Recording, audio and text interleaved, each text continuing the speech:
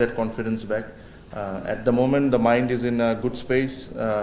Batting ও আল্লাহর রহমতে কম বেশি ভালো হচ্ছে. It's just when I start tomorrow, I hope to start well. Then I won't say it's a two-horse tournament because আপনি যদি even last yearও দেখেন, pen on paper probably we were on third.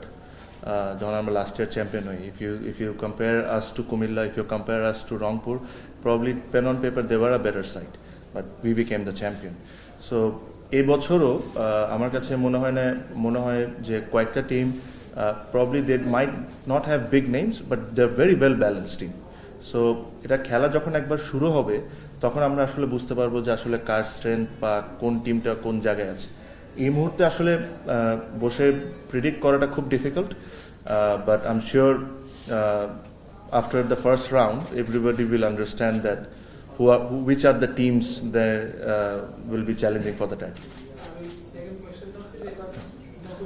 And obviously, but I think some of them played really well. Zakir Ali's couple of knocks was really good. Shamim's cameos was extremely important and very important for that particular wicket. যে উইকেটে খেলা হচ্ছিল 120, 130 was a winning total.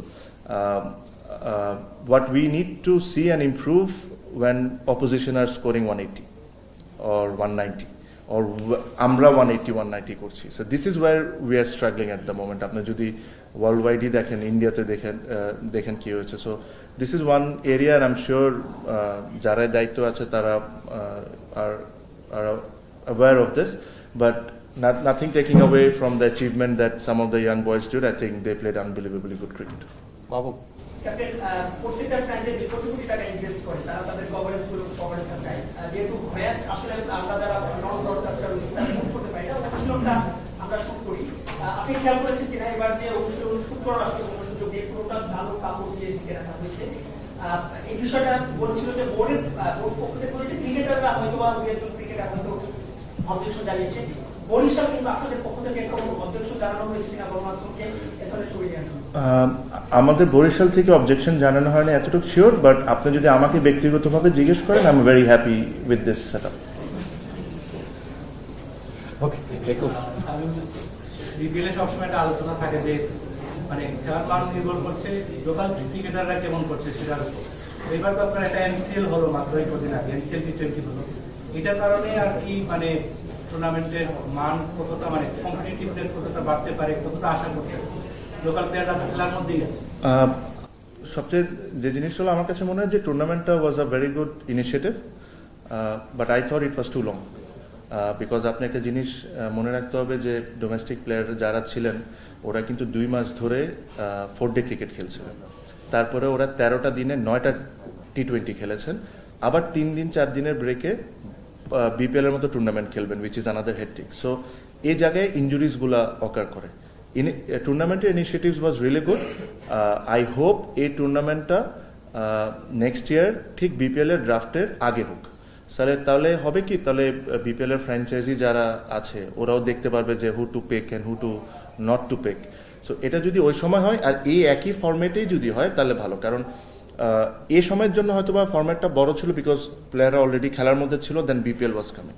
But যদি এটা ধরেন let's say সেপ্টেম্বরের দিকে করা যায়, তখন এরকম 7-8টা ম্যাচ 9টা ম্যাচ হয়তো বা 13 দিনের জায়গায় 20 দিনে যদি 7টা ম্যাচ খেলা যায়, তাহলে আমার কাছে মনে হয় this is a very good initiative. So you have to give it this to the board. Noman তবে আপনি বললেন যে পেমেন্ট পেপারে গতবার বরিশাল প্রবলি 3 নাম্বার দল ছিল, এটা কি আপনাদের আপনার মনে হচ্ছে কিনা যে 1 নাম্বার দল পেমেন্ট পেপারে আমরা যেহেতু কাজ করি মাইক্রোফোনে, আমার মনে হয় যে 1 নাম্বার ওয়ে হেড অন্য দলগুলো?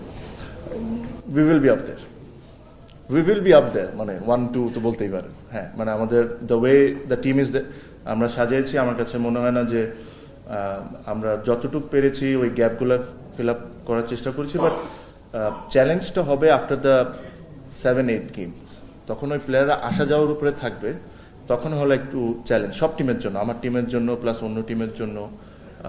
ওই সময় যারা ওই গ্যাপটা ভালো করে ফিল করতে পারবে ওরা আগিয়ে থাকবে. গতবার আপনারা হচ্ছে কি প্রথম শিরোপা জয়ের লক্ষ্যে খেলেছেন বা জিতেছেন, সেটা বেশি প্রেসারে ছিল নাকি বা ডিফেন্ড করাটা বেশি? গতবার অবশ্যই একটু বেশি প্রেসারে ছিলাম বিকজ আমরা সবসময় 1 ম্যাচ দূরে ছিলাম বাদ পড়াচ্ছে.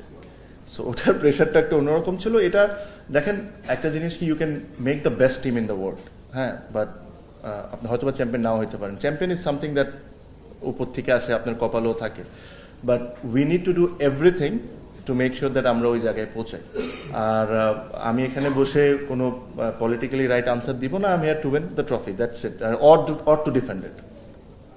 ক্যাপ্টেন, আপনার স্কোয়াডে দেখুন 4 জন স্পিনার, 4 জন ইন্টারন্যাশনাল, তাইজুল, তানভীর, রিশাদ এবং নাইম হাসান। ব্যাটিং অর্ডারে তো মোটামুটি ন্যাশনাল টিমের সবাই, আবার যদি 2 ফরেন অলরাউন্ডার কাইম মার্স এবং মোহাম্মদ নামি, তাদেরকে জায়গা দিতে গেলে আপনার ব্যাটিং অর্ডার নিয়ে মানে ম্যাচের আগের দিন রাতে মনে হয় আপনার ঘুমটা হারাম হয়ে যাচ্ছে। বেস্ট ইলেভেন না না, আমার একদম প্রপারলি আমি জানি কালকে কে খেলছে, সো আল্লাহর রহমতে কোনো ঘুম আরাম হচ্ছে না, So, একদম ঠিক আছে। আর অনেকগুলি আপনাদের একটাই কোয়েশ্চেন, ওই শান্ত আমার সাথে ওপেন করছে, সো ডোন্ট ওয়ারি। আর অনেকগুলি কোশ্চেন নিতে চাই, নিব। হ্যাঁ হ্যাঁ, না না, ওকে। লম্বা সময় ওপেন করেছেন, দেশের সেরা ওপেনার নিশ্চিত হবে আপনি, মানে কোনো সন্দেহ ছাড়াই। লম্বা সময় ধরে আসলে আমাদের ওপেনাররা পারফর্ম করতে পারছেন না। এই টুর্নামেন্টে ওপেনারদের কাছ থেকে আপনি কি চাইবেন বা আপনার পরামর্শটা কি থাকবে, কিংবা আমাদের যারা ন্যাশনাল টিম ওপেন করেছেন তাদের প্রতি আপনার পরামর্শ কি? I thought last West Indies tour they batted very well.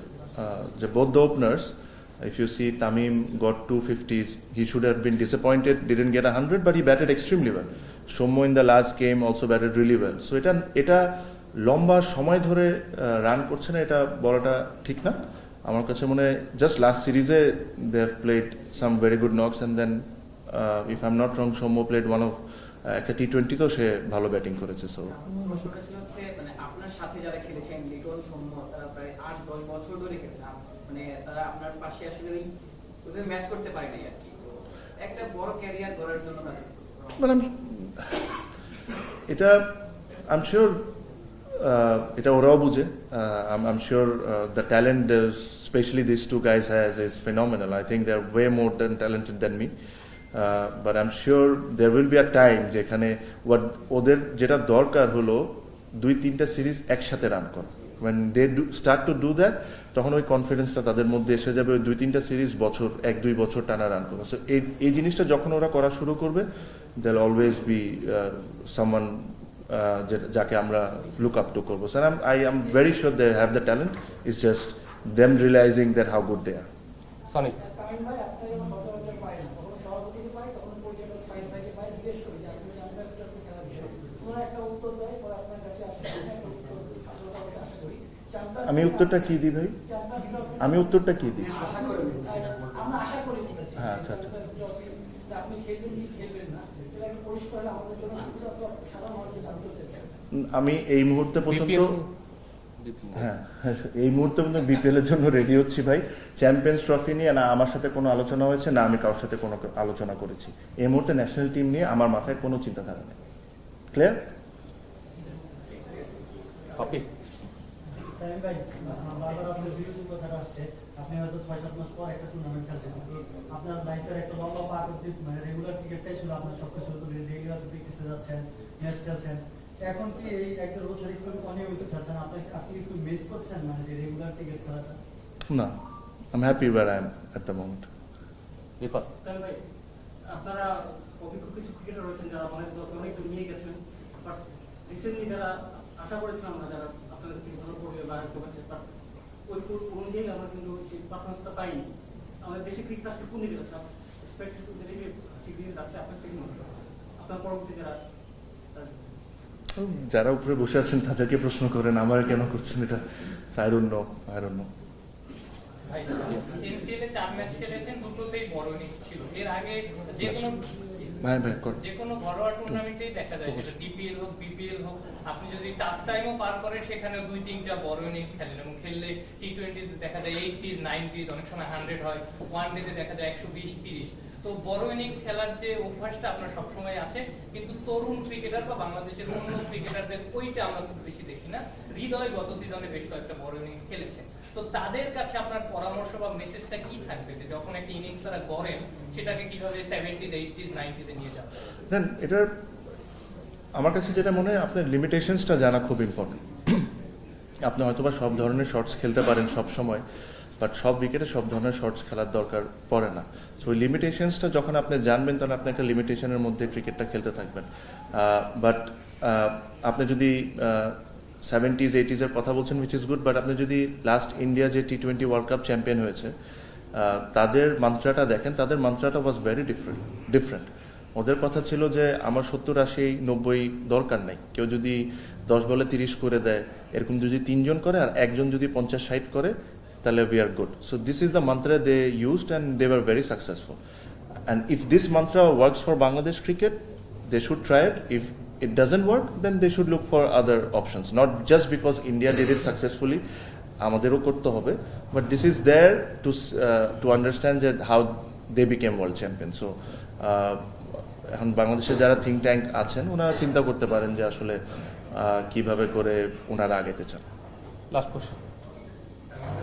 অভিজ্ঞতায় পরিপূর্ণ এখন আপনি যখন শুরু করেছিলেন ক্রিকেটটা তখন থেকে এখন পার্থক্য হয়তো নিজে নিজে ভাবেন হয়তো আপনি এখন ক্রিকেটটাকে কেমন উপভোগ করছেন এই অভিজ্ঞতা নিয়ে পরিপূর্ণ হওয়ার? এনজয় করছি, এই কারণেই এখনো এই সিজনটাও খেলছি, বা সামনের সিজন খেলবো কি খেলবো না জানি না, বাট এনজয় করাটা খুব ইম্পর্টেন্ট। সো এটাই, এই এনজয়মেন্টটা is the most important. Enjoy করছি দেখি খেলছি।